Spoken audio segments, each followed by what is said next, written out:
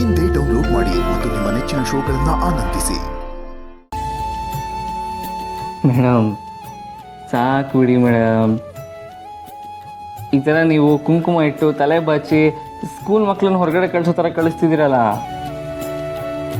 ನಿನ್ನ ಮಗುನೇ ಸುಬ್ಬು, ಬರೀ ಮಗು ಅಷ್ಟೇ ಅಲ್ಲ, ನನ್ನ ಪಾಲಿಗೆ ನಗು. ನೀನು ನಗ್ನಗ್ತಾ ಇದ್ರೆ ನಾನು ಖುಷಿಯಾಗಿರ್ತೀನಿ, ನೀನು ಚೆನ್ನಾಗಿದ್ರೆ ನಾನು ಚೆನ್ನಾಗಿರ್ತೀನಿ.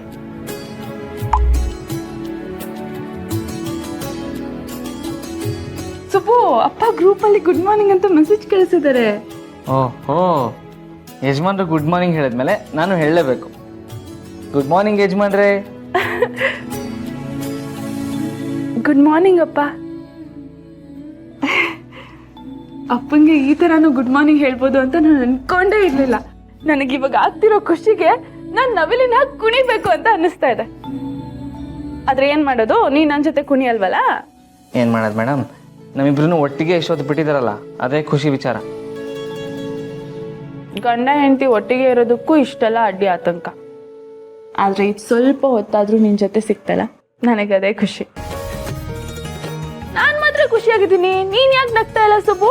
ನಗು ನಗು. ಅಯ್ಯೋ ನಗು ಮೇಡಮ್, ಮೇಡಮ್ ಸುಮ್ಮನಿರಿ ಮೇಡಮ್, ನೀವು ಹಿಂಗೆ ಕಚ್ಚಿಕೊಂಡು ಕೊಡ್ತೀನಿ, ಜೋರ ನಗ್ಬಿಡ್ತೀನಿ, ಸುಮ್ಮನಿರಿ. ಅಯ್ಯೋ ಮೇಡಮ್, ಮೇಡಮ್ ಎಷ್ಟು ಜೋರಾಗಿ ನಗ್ತೀನಿ ನೋಡೋಣ. ಮೇಡಮ್ ಸುಮ್ಮನಿರಿ ಮೇಡಮ್. ಮೇಡಮ್ ಕಾಂತ ಮತ್ತೆ ಬಂದ್ಬಿಡ್ತಾರೆ, ಸುಮ್ಮನಿರಿ ಮೇಡಮ್. ಯಾರು ಬಂದ್ರೇನು, ನಾನು ನಗಿಸ್ತಾ ಇದ್ದೀನಿ ಅಷ್ಟೇ, ಇನ್ನು ಮುದ್ದು ಮಾಡ್ತಿಲ್ವಲ್ಲ. ಮುದ್ದು ಮಾಡಿದ್ರು ಪರವಾಗಿಲ್ಲ ಮೇಡಮ್. ಹೌದಾ, ಸರಿ ಹಾಗಾದ್ರೆ ತಗೋ.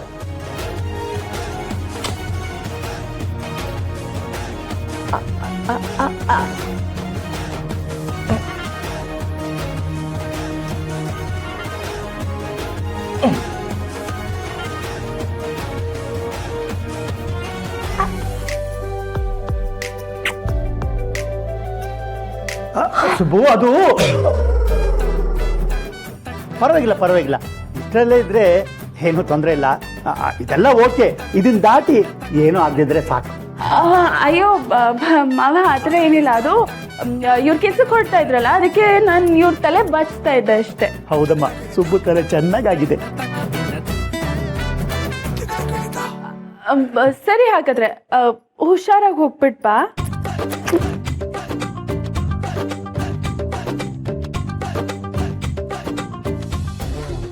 ಅಪ್ಪ, ತಮಗೆ ಹೊತ್ತು ಗೊತ್ತು ಸಮಯ ಸಂದರ್ಭ ಏನು ಇಲ್ವೋ? ಲೋ ಮಗನೇ, ಇದೆಲ್ಲ ಆಡಿ ನೋಡಿ ದಾಟಿ ಬಂದಿರೋ ನಾನು. 3 ತಿಂಗಳು 3 ಮಾರು ದೂರ ಇರಪ್ಪ. ಆಯ್ತಪ್ಪ, ಆದರೆ ತಾವು ಬೆಳಿಗ್ಗೆ ನಮ್ಮ ರೂಮಿಗೆ ಬಂದಿರೋದಕ್ಕೆ ಕಾರಣ ಏನಪ್ಪ? ನಿನ್ನ ಹತ್ರ ಒಂದು ಮುಖ್ಯವಾದ ವಿಷಯ ಮಾತಾಡ್ಬೇಕಾಯ್ತು ಕಣ. ನೆನ್ನೆ ನಂದಿನಮ್ಮವ್ರನ್ನ ಭೇಟಿ ಮಾಡಕ್ಕೆ ಹೋಗಿದ್ದೆ. ಹೌದಾ? ನಂದಿನಿ ಅಮ್ಮವ್ರು ಏನಂದ್ರು? ಹೇಗಿದ್ದಾರೆ ಅವರು? ಆ ವಿಜಯಾಂಬಿಕಾ ಏನೋ ಪಿತೂರಿ ಮಾಡ್ತಾ ಇದ್ದಾಳೆ ಅಂತ ಅನಿಸ್ತದೆ ಕಣೋ. ಯಾಕೋ ಗೊತ್ತಿಲ್ಲ, ಅವ್ರನ್ನ ಆ ಜಾಗದಲ್ಲಿ ಇಡೋದು ಸೇಫ್ ಅಲ್ಲ ಅನಿಸ್ತಾ ಇದೆ ಕಣೋ. ಸರಿ, ಹಾಗಿದ್ರೆ ಯೋಚನೆ ಮಾಡಬೇಡ, ಅದಕ್ಕೆ ನಾವು ಬೇರೆ ಏನಾದರೂ ದಾರಿ ಹುಡ್ಕೋಣ. ವಿಜಯಾಂಬಿಕಾಗೆ ಶ್ರಾವಣಿ ಮೇಡಮ್ ಅಂದರೆ ಹೊಟ್ಟೆ ಎಲ್ಲ ಉರ್ದೋಗುತ್ತೆ. ಶ್ರಾವಣಿ ಮೇಡಮ್ ಬಗ್ಗೆ ಯಜಮಾನ್ರಿಗೆ ಕೋಪ ಬರೋ ಥರ ಏನೇನೋ ಹೇಳ್ಬಿಟ್ಟಿದ್ದಾಳೆ. ನಾನು ಬಿಡ್ತೀನಾ? ಲೈಟಾಗಿ ಹಾಗೆ ಒಂದು ಪಂಚ್ ಕೊಟ್ಬಿಟ್ಟು ಬಂದಿದ್ದೀನಿ. ಸರಿ, ಅದೇನೇ ಇರಲಿ, ಇವತ್ತು ನಾನು ಮತ್ತೆ ನಂದಿನಮ್ಮವ್ರನ್ನ ಭೇಟಿ ಮಾಡೋಕ್ಕೆ ಹೋಗ್ತಾ ಇದ್ದೀನಿ. ಅವ್ರನ್ನ ಅಲ್ಲೇ ಇರಿಸೋದು ಅಥವಾ ಬೇರೆ ಕಡೆ ಶಿಫ್ಟ್ ಮಾಡಿಸೋದು ಪರಿಸ್ಥಿತಿ ನೋಡ್ಕೊಂಡು ಯೋಚನೆ ಮಾಡ್ತೀನಿ. ನಂದಿನಮ್ಮವ್ರನ್ನ ಒಂದು ಮಾತು ಕೇಳಿ ಆಮೇಲೆ ನಿರ್ಧಾರ ಮಾಡ್ತೀನಿ. ಸರಿನಪ್ಪ, ಹಾಗೆ ಆಗಲಿ. ಏನಿದ್ರು ನನ್ನ ಹತ್ರ ಹೇಳು, ಆಯಿತಾ? ಆಗ್ಲಪ್ಪ.